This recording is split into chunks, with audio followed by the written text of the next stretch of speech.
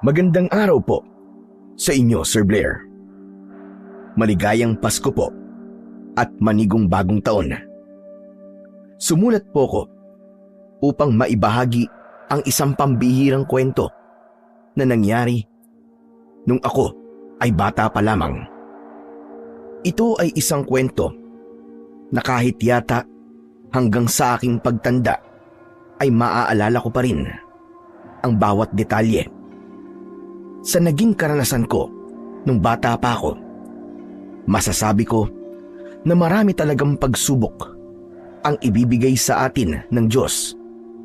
Hindi upang pahirapan tayo, kundi para ihanda tayo sa mas magagandang bagay at kapalaran na nakalaan para sa atin. Ang mga pagsubok na ito ang susukat sa tatag ng pananampalataya natin sa ating Panginoong lumikha. Itago niyo na lamang po ako sa pangalan na Angelo. At ito ang aking kwento. Sanggol pa lamang ako nang mamatay ang aking ina. Meron kasi siyang malalang sakit na hindi na naagapan at yun ang naging sanhi ng kanyang kamatayan. Ang tatay ko naman ay hindi ko nakilala simulat sa pool. Ayon sa kwento ng aking tita Ason, ay iniwanan si nanay ng tatay ko nang malaman na buntis ito. Nang mamatay si nanay, si tita Ason na ang nagpalaki sa akin. Kasama namin sa bahay ang nag-iisang anak ni tita Ason na si Romeo. Hindi sa sinisiraan ko sina tita Ason at Romeo, pero hindi naging maganda ang pagtrato nila sa akin. Nang tumuntong ako sa edad na 6, ay gumagawa na ako ng mabibigat na gawain, kagaya na lamang ng pag-iigib ng tubig at paglalaba. Hanggang sa umedad ako ng 11, ay ganoon pa rin ang naging pagtrato nila sa akin. Nung bata pa ako ay sakitin ako. Madali akong tamaan ng lagnat, ubo at sipon. Nadiskubre ko rin na mabilis akong mapagod, na para bang hinihika ako kapag nakakaramdam ako ng matinding pagod.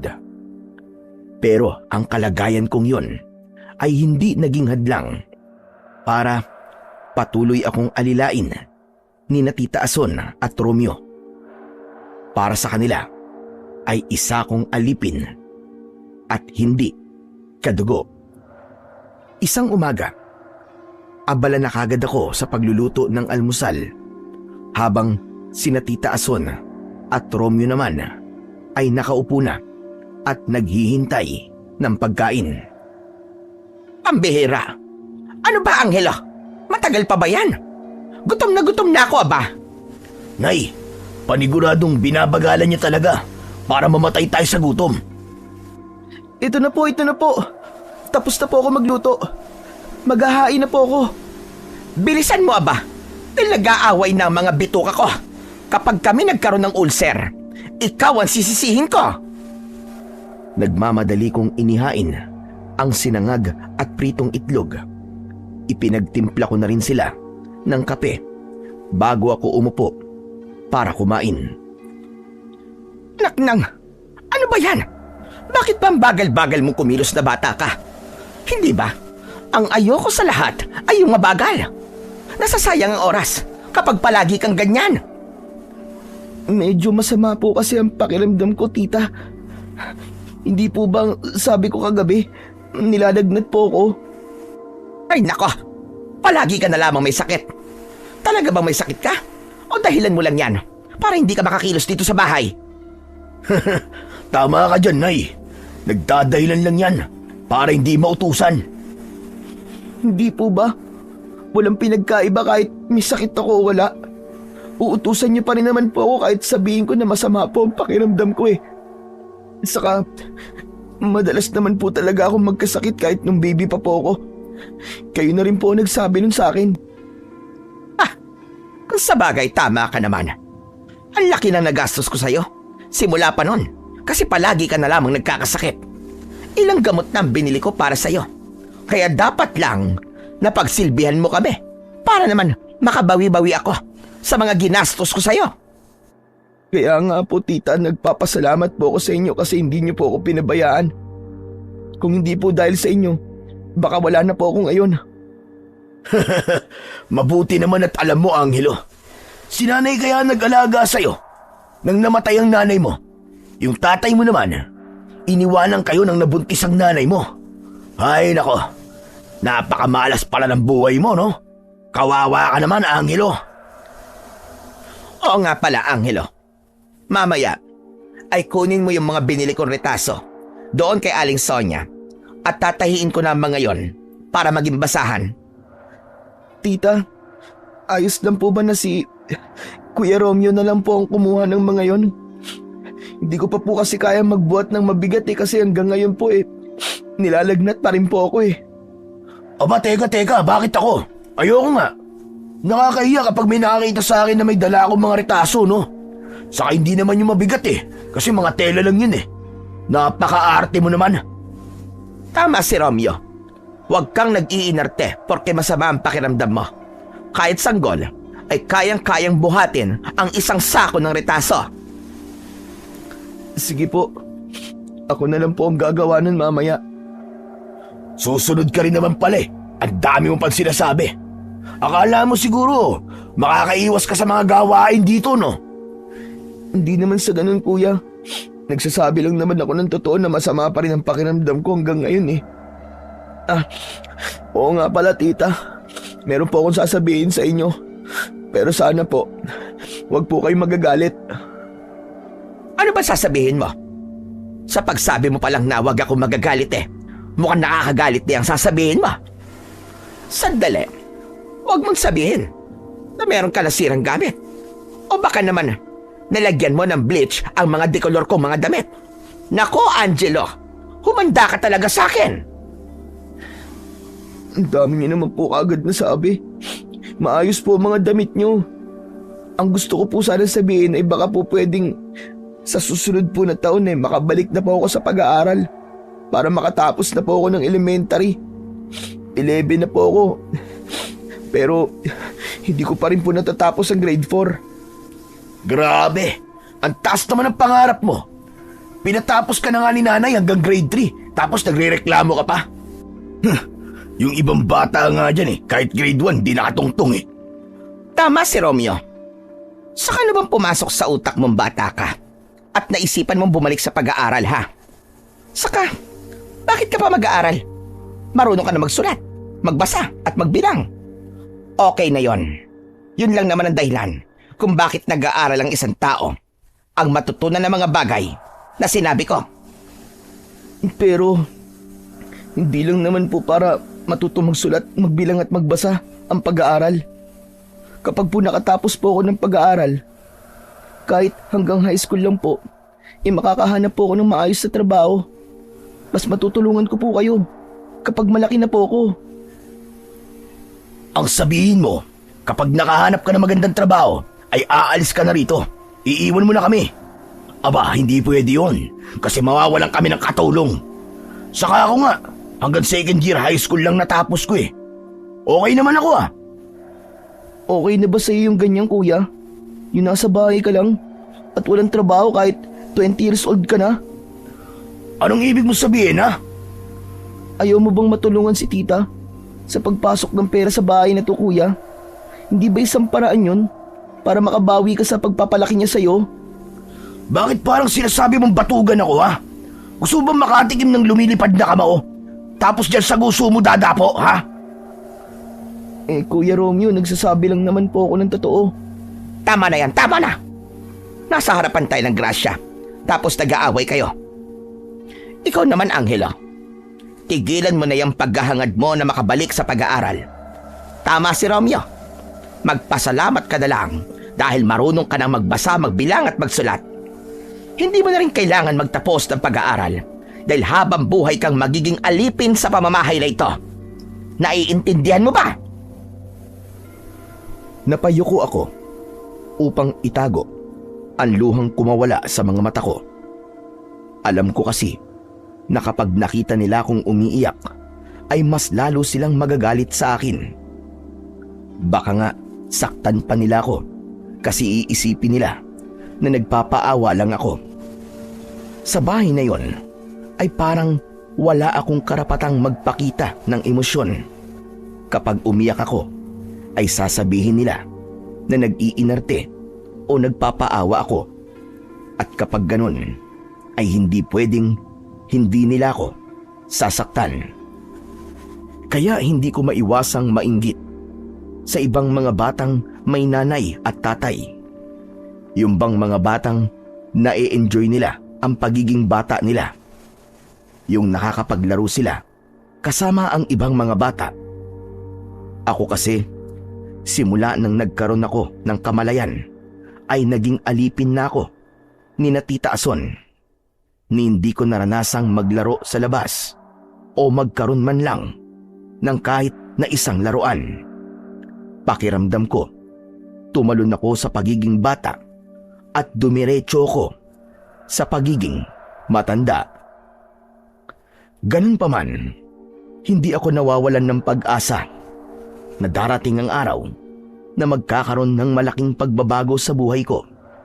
Tuwing gabi, bago ako matulog, ay palagi kong ipinagdadasal sa Panginoong Diyos na sana ay maging mabait na sina Tita Ason at Kuya Romeo sa akin, para naman maranasan ko ang pagmamahal na hindi ko naramdaman sa mga magulang ko.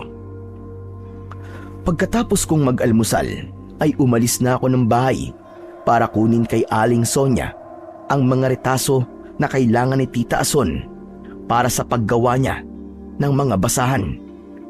Yun kasi ang ikinabubuhay niya. Ibinibenta niya ang mga basahan at meron din siyang sinusuplayan nun sa bayan. Kahit masama ang pakiramdam ko, ay naglakad ako sa ilalim ng matinding sikat ng araw. Malayo-layo ang kailangan kong lakarin dahil sa kabilang baryo pa nakatira si Aling Sonia. Nang nakarating na ako kina Aling Sonia, ay inabot niya sa akin ang isang sako ng mga retaso. Hindi naman yun ganun kabigat, pero dahil sa masama ang pakiramdam ko, ay alam ko na mahihirapan akong dalhin yun. Pero alam ko na wala akong magagawa kundi ang sumunod kina Tita Ason. Natatakot kasi ako na baka kapag hindi ako sumunod sa mga utos nila, ay palayasin nila ako. Ayokong mawala ng tirahan kasi wala akong ibang mapupuntahan. Isa pa, palagi kong iniisip na kadugo ko sina Tita Ason at Kuya Romeo at sila ang nagpapakain sa akin, kaya dapat lamang na sumunod ako sa mga sinasabi nila. Habang pasan ko ang isang sako ng retaso, ay nakaramdam na ako ng pagkahilo habang naglalakad. Pero pinilit ko pa rin na magpatuloy. Hanggang sa bigla na lamang umikot ang paningin ko. Mapapaluhod na sana ako nang may mga kamay na humawak sa katawan ko. Paglingon ko sa aking tabi, ay isang matandang lalaki ang naroon. Nakasuot siya ng salakot, kaya hindi ko masyadong nakita ang mukha niya. Oh, mag-iingat ka. Kaya mo pa bang buhatin yung dala mo? Maraming salamat po, Tatang. Kung di po kayo dumating, baka natumba na po ako. Pero kaya ko pa naman po itong dala ko. Sigurado ka ba? Mainit ang katawan mo. Sa palagay ko ay may lagnat ka. Tama po kayo, Tatang. Meron nga po. Kung may sakit ka, bakit nagbubuhat ka pa ng mabigat? Kailangan po kasi ng tita ko ang mga retasong laman ng saon to para makagawa po siya ng mga basahan.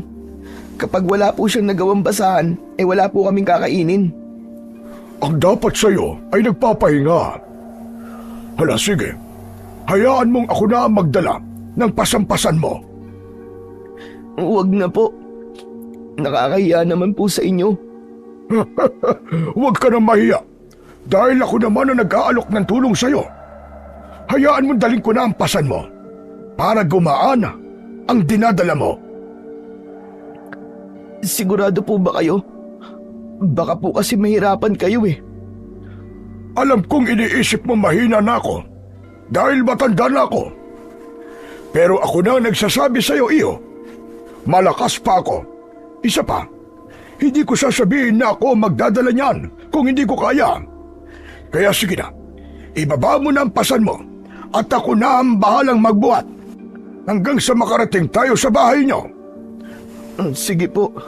Basta po kapag nabigitan po kayo, magsabi lang po kayo sa akin para ako na po ulit ang magdadala. Ibinaba ko na ang sako at ang matandang lalaki na ang nagbuhat nun. Habang naglalakad, ay pilit kong tinitignan ang mukha ng matanda. Pero hindi ko talaga nakita ng buo ang kanyang muka. Dahil bukod sa suot niyang salakot, ay bahagya pa siyang nakayuko. Hindi nagtagal ay nakarating na kami sa harapan ng bahay ni Tita Ason. Sinabi ko sa kanya na yun na ang bahay namin. Kaya naman, ibinaba na niya ang sako. Maraming salamat po sa pagtulong niyo sa akin, Tatang ha. Ay, ano po palang pangalan niyo? Saka ko na sasabihin sa iyo pangalan ko kapag nagkita tayo muli. Paano niyo po nasabi na magkikita po tayo uli? Dito po ba kayo nakatira sa baryo namin? Parang ngayon ko lang po kayo nakita dito eh. Maliit lang ang mundo, Angelo. Hindi malabong mag-cross muli ang ating landas. O sa sige na. Aalis na ako. Mag-iingat ka palagi at huwag mong kakalimutan na magdasal palagi sa Panginoon Diyos. Tinapik ng matandang lalaki ang ibabaw ng ulo ko. Saka siya naglakad palayo. Nakangangakong sinundan ng tingin ang matanda hanggang sa tuluyan na siyang nawala sa aking paningin. Teka, tama bang pagkakarinig ko? Tinawag niya ako sa pangalan ko Pero hindi ko naman sinabi sa kanya ang pangalan ko. Paano niya kaya nalaman yun? Baka isa siyang manghuhula. Sayang, dapat pala pinahulaan ko sa kanya kung magiging mabait pa ba sa akin sina Tita Ason at Kuya Romeo. Hoy! Angelo! Ano pa ba't tinatayo-tayo mo riyan? Dalhin mo na nga rito mga ritaso na yan para magawa ko ng basahan. At talagang hindi na pagbupa sa lupa. Kapag yan ay nadumihan, mapapalo ka talaga sa akin. Opo, Tita. Nandiyan na po. Agad kong pinasan ng sako at saka ko yun ipinasok sa bahay. Inilapag ko yun sa may mahabang upuan. Bakit parang ang bilis mo yatag nakabalik? Baka naman sumakay ka pala ng tricycle Hindi po. May matanda pong tumulong sa akin na nagbuhat po niya mga ritaso. Ang bait niya nga po eh. Ano ka ba? May tumulong sa'yo? Sinong matanda yon? Hindi ko po kilala Tita Ason eh. Kanina ko lang po siya nakita. Kaya baka po dayo lang po siya rito. Baka napadaan lang. Tinanong ko nga po ang pangalan niya pero hindi niya po sinabi sa akin eh. Ay nako, ang mabuti pa, kalimutan mo na matandang yon. Hugasan mo ni mga nasa lababo at baka ipisin pa ba ngayon. Pagkatapos ay magsibak ka ng kahoy. Nakita kong paubos na ang panggatong natin. Tita, pwede po bang si Kuya Romeo na po ang magsibak ng kahoy? Talaga po kasing masama po ang pakiramdam ko eh. Para po makapagpahinga na po ako kahit ngayong araw lang po. Talagang ipinapasa mo pa sa iba ang utos ko sa'yo, ha? Napakautak mo talagang bata ka. Wala rito si Romeo. Naglalaro siya ng basketball kaya ikaw ang gumawa nun. Bilisan mo na nga lang. Para kapag natapos na mga utos ko sa'yo, ay pwede ka na magpahinga. Sige po. pwede po ba akong humingi ng pambili po ng paracetamol? Ang dami mo namang request, lintik kang bata ka. Wala akong maibibigay na pera sa'yo. Ang gawin mo ay magpakulo ka ng dahon ng kalabasa at inumin mo yung pinagpakuluan para mawala yung lagnat mo. Ang arte-arte nito. May nalalaman ka pang paracetamol dyan? Tadyakan kita eh. Kumilos ka na nga. At saka ka magpahinga kapag natapos mo ng lahat ng utos ko. Bakit kasi palagi ka na lamang nagkakasakit? Pero wisyo ka talaga sa akin kahit kailan. Bagsak ang balikat na nagtungo ako sa kusina para hugasan ang mga hugasin na nasa lababo. Duda ako na makapagpapahinga ako kapag natapos ko na ang mga inutos ni Tita Ason. Kilala ko na kasi siya. Kapag nakita niyang wala akong ginagawa, ay paniguradong maghahanap siya ng iuutos niya sa akin. Pakiramdam ko nga, ang turing sa akin ni na Tita Ason at Kuya Romeo ay isang robot na hindi napapagod. Mas lalo akong nakaramdam ng lungkot ng sandaling yon. Naisip ko kasi na kung kasama ko lang sana ang mga magulang ko, malamang ay hindi ko nararanasan ang ganoong hirap at pagmamalupit. Sigurado ko na tuwing meron akong sakit ay merong mag-aalaga sa akin. Pero ang bagay na yon ay hanggang pangarap na lang dahil patay na ang nanay ko habang ang tatay ko naman ay malabo nang magpakita pa sa akin. Nang sumunod na araw ay hindi pa rin naging mabuti ang pakiramdam ko. Kahit sinabi ko kay Tita Ason na kailangan ko na talagang magpahinga, ay pinaglaban niya pa rin ako. Sinunod ko na lang ang mga sinabi niya dahil wala naman akong magagawa kundi gawin ang mga inuutos niya. Dinala ko ang mga labahan sa likod ng bahay. Kinailangan ko ring mag-igib ng tubig sa poso ng aming kapitbahay. Kaya nang nagsimula na akong maglaba, ay nanghihina na ako. Pakiramdam ko ay mawawalan na talaga ako ng malay kapag pinagpatuloy ko yon. Pero tinuloy ko pa rin ang paglalaba. Dahil sa tila wala ako sa akin sarili dahil sa lagnat, ay kinuha ko ang bleach at nalagyan ko noon ang isang kulay pulang blusa ni Tita Ason. Nang hilakbot ako, nang mapagtanto ko ang aking nagawa, at nang nakita kong kumupas ang bahagi ng blusa na nalagyan ko ng bleach. Sakto pa napapalapit sa akin si Kuya Romeo. Hindi ko alam kung paano ko itatago ang blusa sa kanya. Hoy, tumayo ka na nga muna dyan at ibili mo ako ng soft drinks. Teka, bakit ganyan ang damit ni nanay? Anong ginawa mo dyan? Naku po, yari ka. Kuya, huwag mo naman akong isumbong kay Tito. Baka paluin niya ako eh. Talagang dapat lang sa'yo ang paluin. Paborito pa naman ni nanay yan dahil yan ang palagi niyang sinusuot kapag may lakad siya. Nanay! Nay, halika! Bilisan mo! May papakita ako sa'yo, Nay! Ano ba yan, ha? Nagtatahi pa ako ng basahan eh. Iwanan mo muna yan. Tignan mo ang ginawa ni Angelo sa damit mo. Paniguradong matutuwa ka. Kulang na lang ay mahimatay ako sa sobrang takot.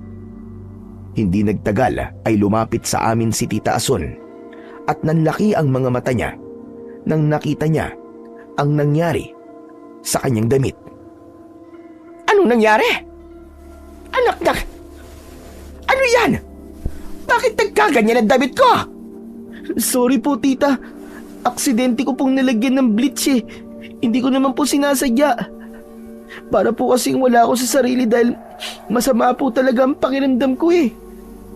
Anong aksidente ang sinasabi mo? Wala akong pakialam kung masama ang pakiramdam mo. Hindi ba? Palagi ako nagpapaalala sa'yo na mag-iingat ka sa paggamit ng bleach sa mga damit. Ilang beses ko ba sasabihin sa'yo na hindi yan ginagamit sa mga dekolor? Talagang yung pandiinan ko pandamit ang sinira mo. Halika nga ritong bata ka! Napasigaw ako nang mariin na piningot ni Tita Ason ang tenga ko. Napatayo ako. Sa kanya ko hinila sa aking braso. Halos kalad ka rin niya ako papasok sa bahay at pinadapa niya ako sa sahig. Hindi ko na napigilang umiyak nang kunin ni Tita Ason ang mahabang kawayan na siyang ginagamit niya na pangpalo sa akin. Tita, maawa ka na. Huwag mo naman akong paluin, oh. Masama po talaga ang pakiramdam ko. May lagnat po ako. Maawa na po kayo sa akin. Alam mo ba na sa ginawa mo sa damit ko? Ay parang lalagdatin din ako. Dumapa ka na. Dahil kung hindi, tatama sa kahit na anong parte ng katawan mo ang kawayang ito. Hala, dapa! Saka huwag ka munang umiyak. Hindi ka pa ka napapalo eh. Napilitan akong dumapa habang pumapalaw ng iyak. Wala pang isang segundo nang dumapa ako ay lumapat na kagad sa puwetan ko ang pamalo. Malakas akong napasigaw dahil sa labis na sakit. Ilang beses akong pinalo ni Tita bago siya tumigil. Napasiksik ako sa sulok habang patuloy pa rin sa pag-iyak. Nakatayo sa may pintuan si Kuya Romeo. Nakangisi siya at kahit katiting na awa ay wala siyang nararamdaman para sa akin. Magpasalamat ka, lintik na bata ka. Dahil yan lang ang ginawa ko sa'yo. Sa susunod na gawin mo ulit yon, ipapalaklak ko sa'yo ang bleach para mamatay ka ng buwisit ka. Hala, tapusin mo na ang paglalaba mo. Kahit masakit pa ang puwitan ko dahil sa mga palo sa akin ni Tita, ay tumayo pa rin ako at nagtungo sa likod ng bahay para ituloy ang aking paglalaba. Sisigok-sigok ako na parang isang basang sisiw habang nagkukusot ng mga damit. Hindi ko maiwasang makaramdam ng matinding awa sa aking sarili. Naisip ko na kung may kakayahan lang sana akong umalis at meron akong ibang mapupuntahan, ay matagal na akong umalis sa bahay na yon. Pero dahil bata pa ako, ay wala akong magawa para makaalis sa kahabag-habag kong sitwasyon. Hapon na nang matapos ako sa paglalaba. Ako na rin ang nagsampay ng mga yon. Mas lalo akong nakaramdam ng panghihina dahil bukod sa pagod ako, ay nakatikim pa ako ng palo mula kay Tita Ason. Humiga muna ako sa mahabang upuan para makapagpahinga.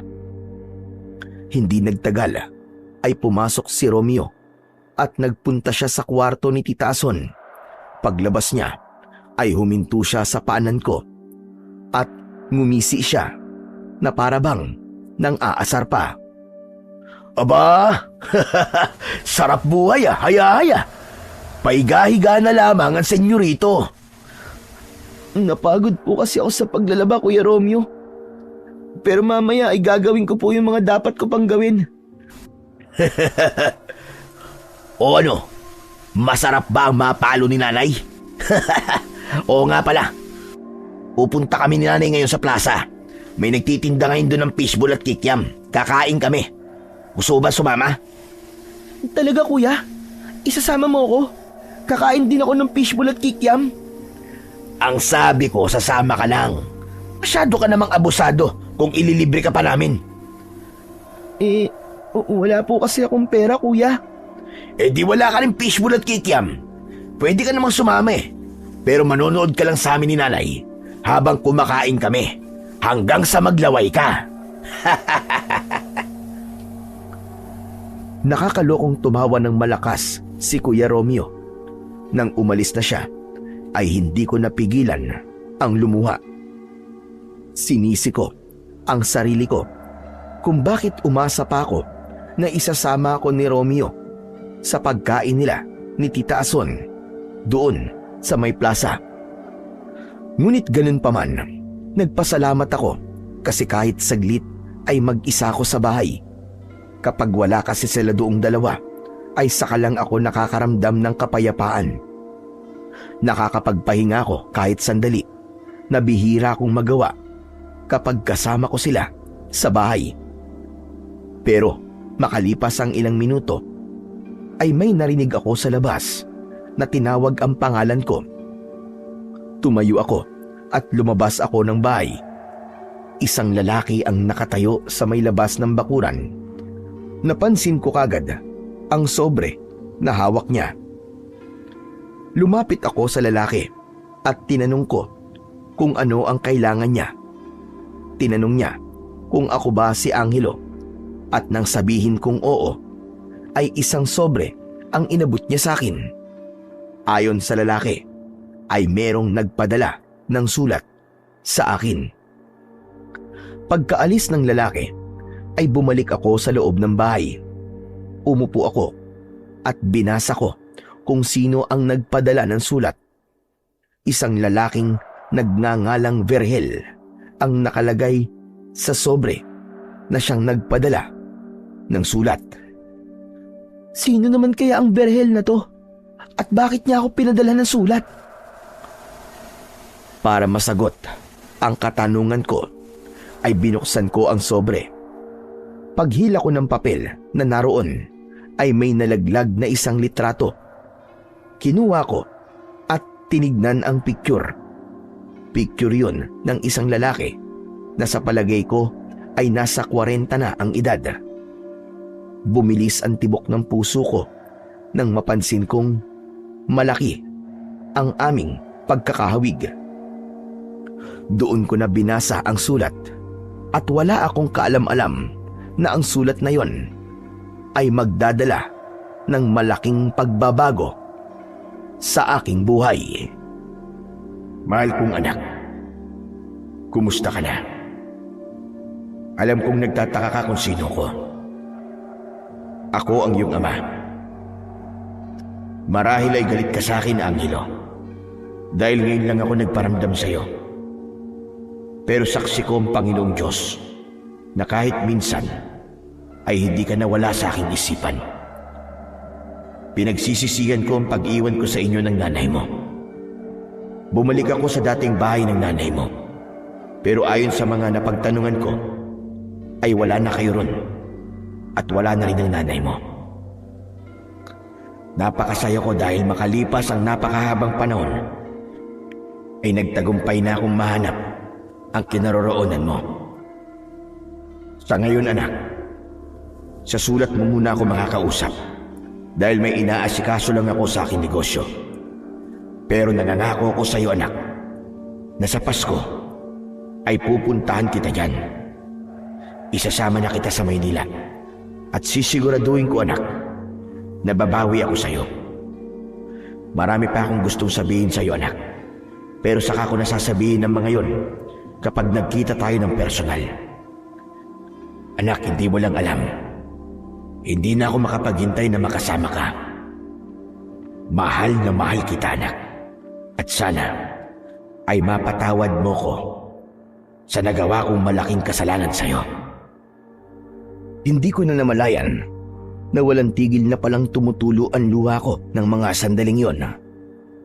Matapos kong basahin ang sulat, ay muli kong tinitigan ng litrato ng lalaking nagpakilalang tatay ko. Pakiramdam ko ay nananaginip lamang ako ng sandaling yon. Ang totoo kasi ay nawalan na rin ako ng pag-asa na magkikita pa kami ng tatay ko. Hinahanap ako ng tatay ko at magkikita kami sa Pasko. Unti-unting sumilay ang ngiti sa aking labi. Agad akong nagpasalamat sa Panginoong Diyos dahil sa wakas ay dininig na niya ang matagal ko nang ipinagdadasal. Bago umuwi, sina Tita Ason at Kuya Romeo ay nagsaing na ako dahil baka mapalo ulit ako kapag wala pang kanin pagdating nila. May dalang isda si Tita Ason at inutusan niya akong linisan yon at iprito. Magaan ang pakiramdam ko dahil sa magandang balita na natanggap ko. Hindi nawala ang ngiti sa aking labi hanggang sa pinalapit ako ni Kuya Romeo at inutusan niya akong ikuha siya ng t-shirt sa kanyang kwarto. Agad kong sinunod si Kuya Romeo at nang iabot ko sa kanya ang t-shirt ay nakangiti pa rin ako. Kumunot ang noo ni Kuya Romeo na para bang napansin niya na masaya ako. Nay, hindi niyo ba napapansin niyang si Angelo? Bakit? Ano bang meron sa kanya? Kanina pa nakangiti ang loko. Sa lahat ng napalo, ay parang masaya pa siya. Baka naman nasisiraan na ng bait. O kaya, ay kulang pa sa palo. Hoy, ano ba nangyayari sa'yo At bakit parang ansaya-saya mo? May nangyari ba habang wala kami rito ni nanay? O baka naman, nilagyan niya ng lason yung kanin. Kasi gusto niya na tayong mamatay. Kaya kanina pa yan nakangiti. Naku, hindi po. Hindi ko po yun magagawa sa inyo. Tama po si Kuya Romeo. May nangyari po rito habang wala po kayo. At ano naman yun, Aber? Magkikita na po kami ng tatay ko. Nagkatinginan sina Tita Ason at Romeo hanggang sa malakas silang tumawa. Nasisiraan na nga siya ng bait, anak.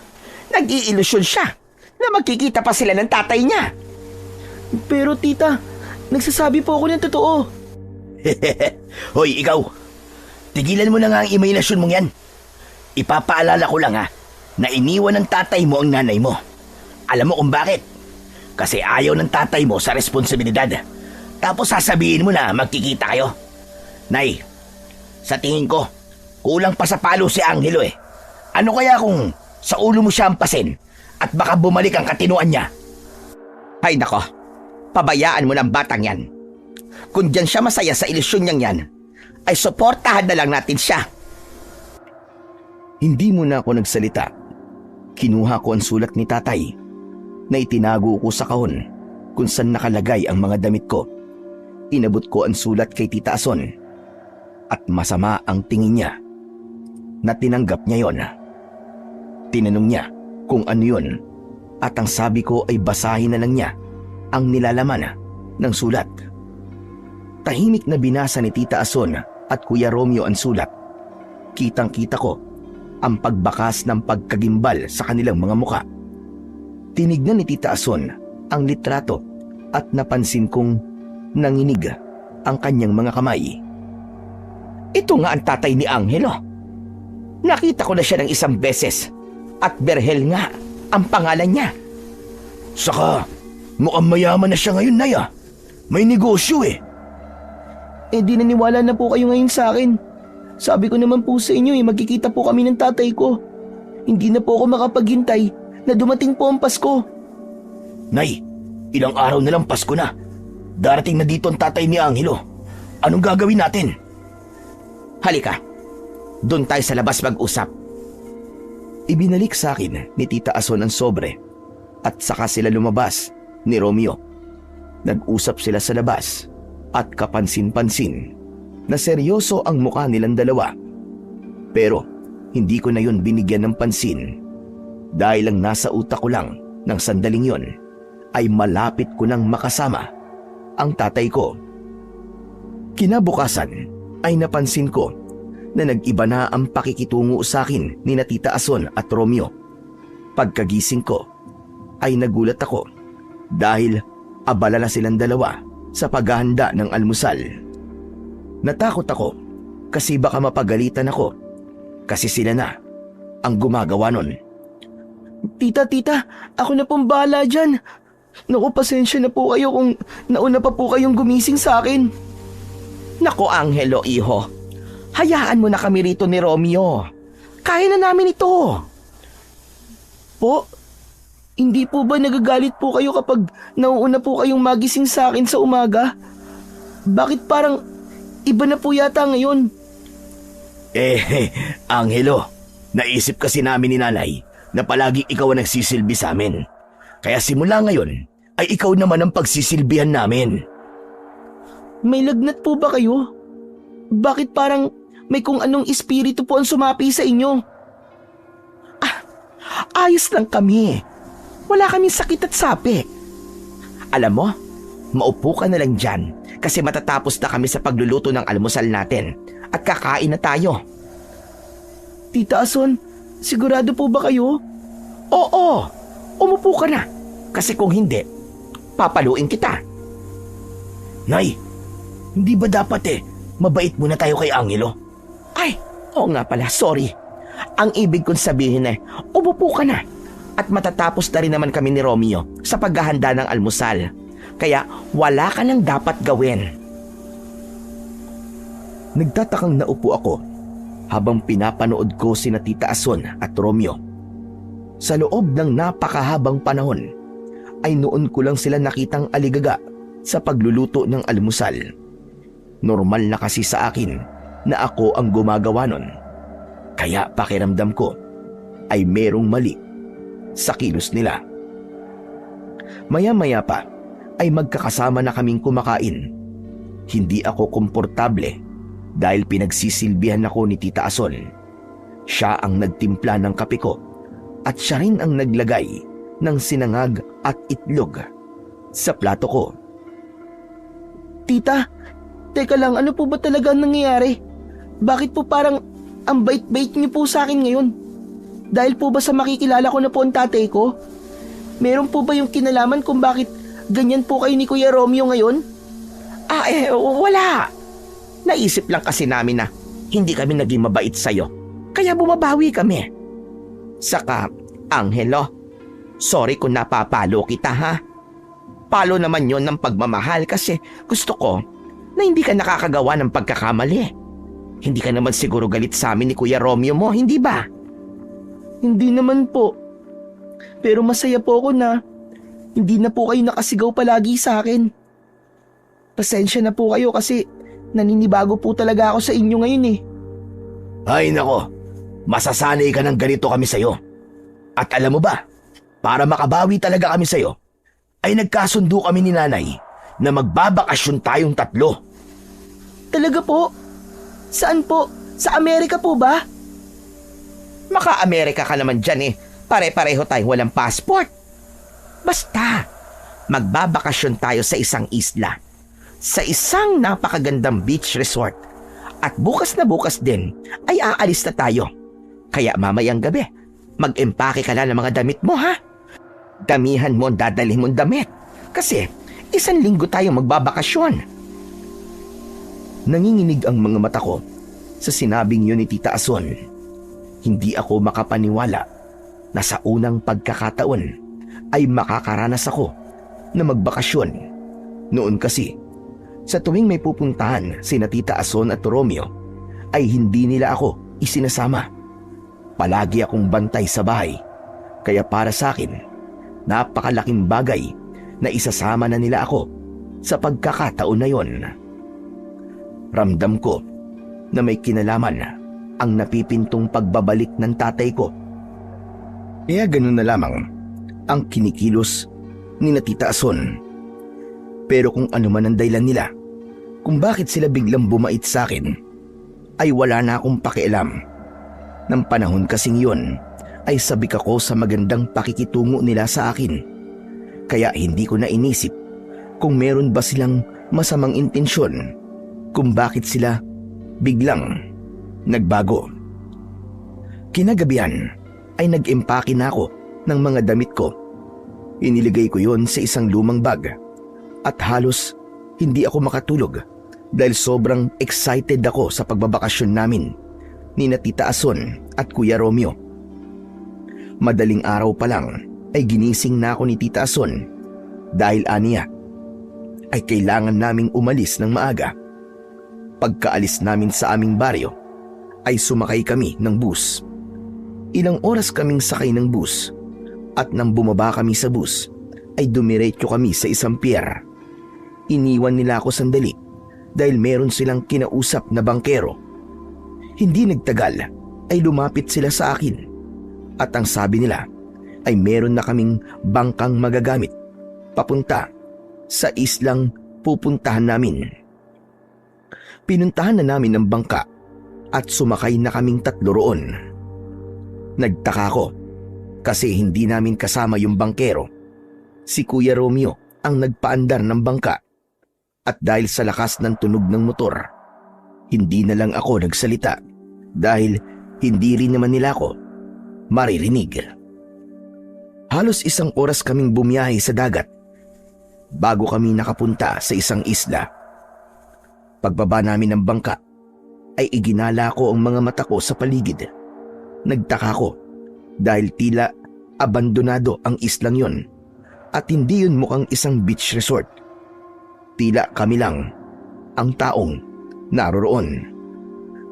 Tita, tama po ba tong islang napuntahan natin? Bakit parang hindi naman po ito isang beach resort? Tama itong islang napuntahan natin. Nagkamali lang ng dinaungan itong si Romeo kasi nasa kabilang bahagi nitong isla yung beach resort. Pero magpapahinga na muna tayo rito kasi nakakapagod yung biyahe natin, di ba? Ganun po ba? Pwede po bang umihi muna ako? Kanina pa po kasi ako naiihi pero pinipigilan ko lang eh. Aba, oo naman. Pero medyo lumayo ka para makapag-usap kami. Para hindi mangamoy dito sa pampang ang ihi mo. Ngumiti ako kay Tita Ason at saka ko naglakad papasok sa masukal at tila gubat na bahagi ng isla. Hindi ko na dinala ang bag ko dahil sandali lang naman ako. Agad naman akong nakakita ng magandang pwesto kung saan ako pwedeng umihi. Nang matapos na ako, ay naglakad na ako pabalik kina Tita Ason. Pero habang palapit na ako sa kanila, ay napansin ko na seryoso silang nag-uusap. Hindi ko alam, pero nagkaroon ako ng kagustuhan na malaman kung ano ang pinag-uusapan nila. Nag-ingat ako sa aking mga akbang. Ginawa ko ang lahat para hindi nila malaman na nakabalik na ako. Nagtago ako sa likod ng isang makapal na halaman na malapit lamang sa kanila. At doon ay malinaw kong narinig ang kanilang pag-uusap. Nay, sigurado ka na po ba sa plano nating to? Talagang ngayon mo pa tinanong yan kung kailan nandito na tayo sa islang to. Sigurado na ako at hindi na tayo aatras. Kailangan nating iwanan dito si Angelo. Hindi sila pwedeng magkita ng tatay niya. Dahil sigurado ako, nasasabihin ni Angelo sa tatay niya ang lahat ng pagmamaltrato na ginawa natin sa kanya noon. Sa bagay, tama po kayo. Kapag nagsumbong siya sa tatay niya, tapos mayaman pala ang tatay niya, pwede tayong mademanda at makulong. Naku nay, ayoko po makulong. Ako rin naman eh. Kaya nga ginagawa natin to para hindi tayo mapahamak. Kapag nagpunta ang tatay ni Angelo sa bahay, sabihin natin na naglayas si Angelo kasi masyadong mabarkada at hindi natin alam kung saan nagpunta. Saka sisingilin ko rin siya sa mga ginastos ko kay Angelo para naman pagkaperahan natin siya, hindi ba? Pero paano po kung makaalis dito sa isla si Angelo? Tapos makabalik po siya sa bahay. Imposibleng mangyari yan, anak. Malayo ang islang ito sa ibang isla. Isa pa, hindi ba pinaniniwalaan na pugad ng mga aswang ang islang ito? Sigurado ako na kung hindi mamamatay sa gutom si Angelo, ay mamamatay naman siya dahil kakainin siya ng mga aswang na nandito. Eh di, umalis na tayo ngayon dito, Nay. Samantalahin na natin habang hindi pa bumabalik si Angelo. Sige, tara na. At kinakati na ang balat ko sa lugar na ito. Hindi ako makapaniwala sa mga narinig ko. May pakiramdam ako na may hindi magandang intensyon sina tita, kaya sila biglang bumait sa akin. Pero hindi ko naisip na gusto nila akong mamatay sa islang yon. Nang naglakad na sila pabalik sa bangka, ay agad akong lumabas sa aking pinagtataguan. Hinabol ko sila at hinawakan ko sa braso si Tita Ason. Angelo! Huwag niyo po akong iiwan dito. Parang awa niyo na po, tita. Nay, mukhang narinig niya ang pinag-usapan natin. Pangako po, hindi po ako magsusumbong sa tatay ko. Hindi ko po sasabihin kung paano niyo po ako tinrato. Isama niyo na po ako pabalik sa bahay, please po. Gusto ko po makita ang tatay ko. Maawa na po kayo sa akin. Ay nako, wala akong tiwala sa pagbubukabo. Sigurado ako na magsusumbong ka sa tatay mo. Kaya mas mabuting dito ka na lang sa isla. At dito ka na rin mamamatay. Maawa na po kayo sa akin. Huwag niyo po akong iwan dito. Maniwala po kayo sa akin. Hindi po talaga ako magsusumbong sa tatay ko. Ang gusto ko lang naman po, makasama po siya. Lumapit sa akin si Kuya Romeo at maras niyang inalis ang mga kamay ko sa braso ni Tita Ason. Malakas niya akong itinulak, kaya napaupo ako sa buhangin. Huwag ka na nga magmatigas. Tanggapin mo na lang na hindi na kayo magkikita ng tatay mo. Hindi kami pinanganak kahapon para maniwala sa mga sinasabi mong hindi ka magsusumbong. Malamang nasa utak mo nang isumbong kami doon sa tatay mo. Nay, sige na, sumakay ka na sa bangka. Ako nang bahala sa isang to. Nagmamadaling sumakay sa bangka si Tita Ason. Nang hilakbot ako, nang naglabas ng balisong si Kuya Romeo at itinutok niya yun sa akin. Ngumisi siya na parang kayang-kaya niya akong saktan ng sandaling yon. Sige, Angelo. Subukan mo sumama sa amin at magiging maaga ang pakikipagkita mo kay San Pedro. Huwag kuya, maawa ka. Ayoko pang mamatay. Pues, kung ayaw mo mamatay, paalisin mo na kami ni nanay sa lugar na to nang matiwasay. Huwag kang mag-alala dahil mamayang gabi ay makakasama mo na mga aswang sa islang to. Magkakaroon ka na rin ng pakinabang kasi magiging pagkain ka nila. Sa takot ko na baka saksakin ako ni Kuya Romeo, ay hindi na ako nagtangkang pilitin sila na isama ako paalis sa isla. Pagkasakay ni Kuya Romeo sa bangka, ay agad niya yung pinaandar papalayo.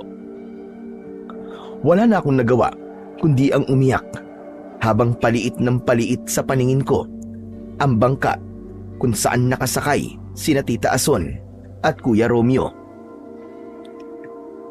Bakit niyo ba ginagawa sa akin to? Wala naman akong ginawang hindi maganda sa inyo. Lahat ng gusto niyo, sinunod ko. Kahit may sakit ako, nagtatrabaho pa rin ako. Ilang minuto ako nanatili sa pangpang at hindi ko ininda ang matinding sikat ng araw. Umasa ako na babalikan pa nila ako, pero hindi na yun nangyari. Iginala ko ang aking mga mata sa paligid. May kakaiba akong naramdaman sa islang yun. Hindi ko alam kung dahil ba sa sinabi nila na meron dong mga aswang o meron pang ibang dahilan. Sinabi ko sa sarili ko na hindi ako pwedeng mamatay sa lugar na yon dahil kailangan kong makita at makasama ang tatay ko. Nang sandaling yon ay hindi ko na naiwasan na may maramdamang galit kina Tita Ason at Kuya Romeo. Alam kong masama sila, pero kailanman ay hindi ko inisip na aabot ng ganun katindi ang kasamaan nila. Yung dumating ba sa punto na gusto na nila akong mamatay. Makalipas ang ilang oras ay hindi ko na kinaya ang sikat ng araw, kaya sumilong muna ako sa masukal na bahagi ng isla. Dinala ko ang bag na naglalaman ng mga damit ko. Nakaramdam na ako ng gutom at uwaw, pero wala akong ideya kung saan ako kukuha ng makakain at maiinom. Hindi ko naman pwedeng inumin ang tubig sa dagat dahil masyado yung maalat. Sana naman magbago pa ang isip ni na tita. Sana ibalikan pa nila ako rito. Kung alam ko lang na ganito ang gagawin nila sa akin, hindi na lang sana ako sumama sa kanila. At hindi ko na lang sinabi sa kanila na magkikita kami ng tatay ko. Matyaga akong naghintay. Hindi nawala sa puso ko ang pag-asa na babalikan ako ni na Tita Ason. Pero nang unti-unti nang kumalat ang dilim, ay doon ko na tuluyang tinanggap na talagang iniwanan na ako ni na Tita Ason sa islang yon para doon na mamatay. Nang tuluyan ng dumilim, ay bumalik sa alaala ko ang sinabi ni Kuya Romeo na merong mga aswang sa isla. Doon na ako nakaramdam ng takot. Sana hindi totoo yung sinabi ni na tita. Sana ay wala talagang aswang dito. Dahil gutom na talaga ako, ay naisip kong maghanap ng makakain. Maraming puno sa masukal na bahagi ng isla, kaya umasa ako na meron dong puno na namumunga. Tumayo ako at isinukbit ko sa likod ang aking bag. Naglakad-lakad ako sa kasukalan. Pinilit kong sanayin ang mata ko sa kadiliman. Lahat ng puno na nakikita ko ay tinitignan ko ang itaas para kung may makikita akong prutas ay aakyatin ko ang puno. Pero halos 1 oras na akong naglalakad ay bigo pa rin akong makakita ng punong namumunga. Gutom na talaga ako. Hindi man lang ako iniwanan ng pagkain at tubig ni na tita. Sa bagay, bakit naman nila gagawin yun? Gusto na nga nila akong mamatay dito. Napakasama talaga nila. Dapat talaga lumayas na lang ako sa kanila dati pa eh. Huminto muna ako sa paglalakad. Tumingala ako sa kalangitan at nagdasal ako sa Panginoong Diyos. Ipinagdasal ko sa Kanya na huwag niya akong pababayaan at sana ay buhay akong makakaalis sa islang yon. Matapos kong magdasal ay may narinig akong kaluskos sa kung saan. Bumilis ang tibok ng puso ko nang may mga yabag ng paa na parang palapit sa aking kinaroroonan. Sino yan? May tao ba dyan? Tita Son? Kuya Romeo? Kayo ba yan? Binalikan niyo ba ako? Naramdaman kong may papalapit na kung sino sa akin. Hindi ko magawang tumakbo o magtago dahil baka sina Tita Ason yun. Pero mas tumindi ang aking kaba nang may narinig akong malalim na pag-ungol na parabang mula sa isang mabangis na hayop. Napagtanto ko na nasa kasukalan ako at may posibilidad na meron dong mababangis na hayop na maaaring pumatay sa akin. Hindi pa rin ako umalis sa aking kinatatayuan. Tila nawalan ng lakas ang mga paa at binti ko para tumakbo kahit may pakiramdam ako na nasa panganib ako ng mga oras na yon. Laking gulat ko na may biglang humila sa braso ko. Sisigaw sana ako pero tinakpan ng isang kamay ang bibig ko. Nanlaki ang mga mata ko nang hinila ko ng taong yon papunta sa loob ng isang makapal na halaman. Nagpumiglas ako pero nang narinig ko ang boses ng taong nasa likod ko ay kumalma ako sa hindi malamang dahilan. Para kasing pamilyar sa akin ang boses niya pero hindi ko maalala kung saan at kailan ko yon narinig. Kung gusto mo pa mabuhay, ay huwag kang sisigaw. Huwag kang mag-alala dahil hindi ako masamang tao. Tignan mo ang nilalang nadadaan para malaman mo na tama lang na nagtago tayo dito ngayon. Unti-unting inalis ng taong nasa likod ko ang kamay niyang nakatakip sa aking bibig. Lumuwag na rin ang pagkakahawak niya sa braso ko. Nagtiwala ako sa kanya kahit hindi ko siya nakikita. Hindi ko inalis ang tingin ko sa labas ng halaman kung saan kami nagtatago. Hanggang sa isang nakakatakot na nilalang ang dumaan. Labis ang kilabot na aking naramdaman dahil sa itsura ng nilalang na yon. Meron siyang makapal na balahibo, mahabang kuko at matutulis na mga ngipin. Nanlilisik ang mapupula niyang mga mata. Sa itsura ng nilalang ay sigurado ko na kung sakaling makikita niya ako ay gagawin niya akong hapunan. Hindi nagtagal ay nakalayo na ang makapanindig balahibo na nilalang. Nanginginig ako nang dahil sa sobrang takot. Maya-maya pa ay sinabi ng taong nasa likod ko na maaari na kaming lumabas dahil ligtas na kami. Naunang lumabas ang taong yun. Nang sumunod ako sa kanya ay doon ko nakita ang itsura ng taong kasama ko.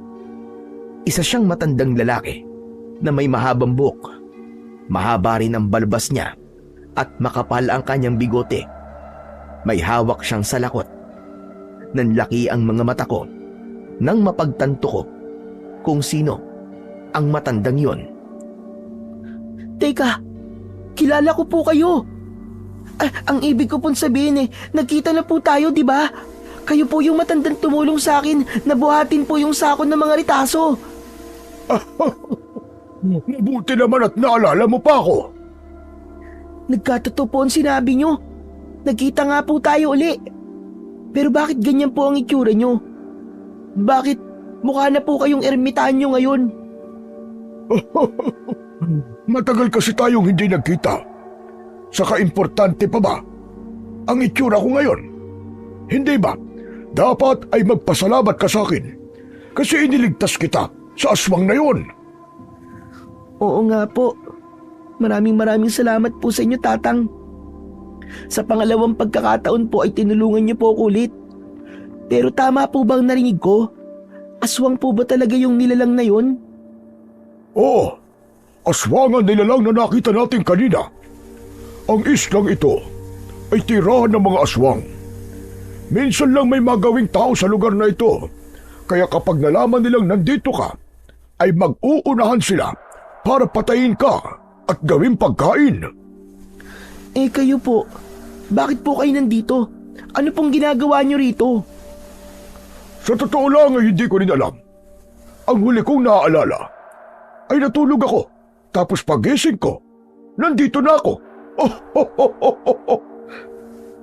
Teka, Tatang. Parang imposible naman po yatang mangyari yung sinabi nyo. Ang ibig nyo po ba sabihin merong nagdala po sa inyo rito habang tulog kayo? Kung ganun po nangyari, bakit hindi po kayo nagising? Hindi ko rin alam at wala na akong balak na alamin pa kung paano ako napunta sa islang ito. Alam mo, mas maganda na wag mo nang isipin ang pinagmulan ng problema. Ang dapat mong isipin ay ang problema mismo at kung paano mo ito mabibigyan ng solusyon. Mauubos kasi ang oras mo kung iisipin mo ang pinagmulan ng problema hanggang sa hindi mo na namamalayan na nalubog ka na sa problema at wala ng paraan para ikaw ay makaahon pa. Grabe, ang lalim nyo naman po magsalita. Pero medyo naiintindihan ko naman po mga sinabi nyo sa akin. Pero natatandaan ko po na nung unang beses po tayo nagkita, ay tinawag nyo po ako sa pangalan ko. Oo nga pala, paano nyo po nalaman ang pangalan ko? Narinig ko lang na may tumawag sa pangalan mo. Huwag mo nang tanungin kung saan ko narinig dahil hindi na yun importante. Parang ang dami nyo naman pong ayaw sagutin sa mga tanong ko, Tatang. Natatandaan ko rin po na sinabi nyo na kapag nagkita po tayo uli ay sasabihin nyo na po sa akin ang pangalan nyo. Pwede ko na po bang malaman kung ano po ang pangalan nyo? Para alam ko po kung ano po ang itatawag ko sa inyo, Tatang. Sige, sasabihin ko na sa iyo ang pangalan ko. Dakila. Ako si Dakila. Wow! Ang astig naman po ng pangalan nyo. Bihira po akong makarinig ng ganyang pangalan Pwede po bang Tatang Dakila na lang po ang itawag ko sa inyo? Matanda na po kasi kayo, kaya bagay po sa inyo ang ganun tawag. Ikaw ang bahala kung ano itatawag mo sa akin. Kung diyan ka komportable hindi ako aapela. Oo nga pala. Kailangan natin makahanap ng ligtas na lugar na pwede natin taguan ngayong gabi. Hindi magandang nandito tayo dahil madali tayong makikita ng mga aswang. Ayaw mo naman siguro maging hapunan ng mga aswang, hindi ba? Opo, ayoko po. Ayoko pong mamatay dahil gusto ko pong makaalis dito. Kung ganon, ay sumunod ka sa akin. Nang nagsimulang maglakad si Tatang Dakila, ay agad akong sumunod sa kanya. Hindi ako nagsalita at nagtiwala na lang ako sa kanya. Kahit hindi ko pa masyadong kilala si Tatang Dakila, ay hindi ko maintindihan kung bakit ba napakagaan ng loob ko sa kanya. Hindi nagtagal ay may nakita kaming kuweba ni Tatang Dakila. Si Tatang Dakila muna ang pumasok sa kuweba at nang masiguro niyang walang aswang doon at ligtas kami roon, ay sa kanya ko inayang pumasok. Malamig sa loob ng kuweba. Madilim, kaya nahirapan kaming makahanap ng pwesto kung saan magiging komportable kaming dalawa. Nang may napuntahan kaming bahagi ng kuweba kung saan walang masyadong bato, ay doon na namin pinili na magpahinga. Humiga ako sa lupa habang si Tatang Dakila naman ay umupo habang nakasandal sa malaking bato na nasa gilid. Hindi po ba kayo matutulog, Tatang Dakila? Mamaya na. Sisiguraduhin ko muna na walang aswang ang aatake sa atin. Ikaw matulog ka na at alam ko na pagod ka. Hindi ko po alam kung makakatulog po ako eh. Nagugutom po kasi ako. Tiisin mo muna ang gutom mo. Kapag medyo maliwanag na, ay maghahanap ako ng makakain natin sa paligid. Delikado kasi kung lalabas tayo ng ganitong oras dahil paniguradong may mga aswang pa sa labas. Sa bagay, tama po kayo. Mas gusto ko pong tiisin na lang po ang gutom ko kaysa ako po ang maging pantawid gutom ng mga aswang. Pero Tatang, bakit po pala may mga aswang dito sa islang to? Alam niyo po ba kung bakit? Hindi ako sigurado. Pero base sa mga naririnig ko sa mga kwento, ay talagang may mga aswang sa islang ito. Ang sabi nila ay dito nagtago ang ilang aswang nang madiskubre sila ng mga tao sa isang baryo. Sa tagal ng panahon, nasira na siguro ang bangka na sinakyan ng mga aswang papunta rito. Kaya hindi na sila nakaalis sa islang ito at dito na sila nanirahan. Totoo po pala yung sinabi ni na Tita Ason na may mga aswang po dito. Kaya dito po nila ako dinala. Tama ba ang pagkakaintindi ko sa sinabi mo? Sinadya kang dalhin dito? Opo. At ang nagdala po sa akin dito ay ang kapatid po na panganay ng nanay ko, si Tita Ason po. Saka yung anak po niyang si Kuya Romeo. Ang sabi po kasi nila sa akin, magbabakasyon po kami sa isang beach resort. Hindi ko naman alam po na dito pala kami pupunta. Iniwan po nila ako rito. Para dito na raw po ako mamatay. Mahabagin langit. Bakit naman nila yung gagawin sa'yo? Mukha ka naman mabait na bata. Matagal na po kasi nila akong inaalila. Tapos nung isang araw po, ay may natanggap po ako na sulat mula po sa tatay ko na simula po nung bata pa po ako ay hindi ko pa po nakilala. Ang sabi po ng tatay ko sa sulat ay pupuntahan daw po niya ako para magkasama na po kami. Nang malaman po yun ni na tita, ay inisip po nila na magsusumbong po ako sa tatay ko tungkol po sa hindi magandang pagtrato nila sa akin. Baka raw po makulong sila. Pero ang totoo naman po, wala po talaga akong balak na magsumbong eh. Ang gusto ko lang naman po ay magkasama po kami ng tatay ko. Huwag kang mag-alala. Dahil may balik ang ginawa ng tita mo at ang anak niya. Sigurado ako na sisingilin sila sa mga kasalanan nila sa takdang panahon. Nakakalungkot nga po. Kasi kung kailan makakasama ko na po ang tatay ko, ay saka pa po ito nangyari. Sa Pasko po kasi ako pupuntahan ni tatay sa bahay ni tita. Kaya lang, parang hindi na po mangyayari yun.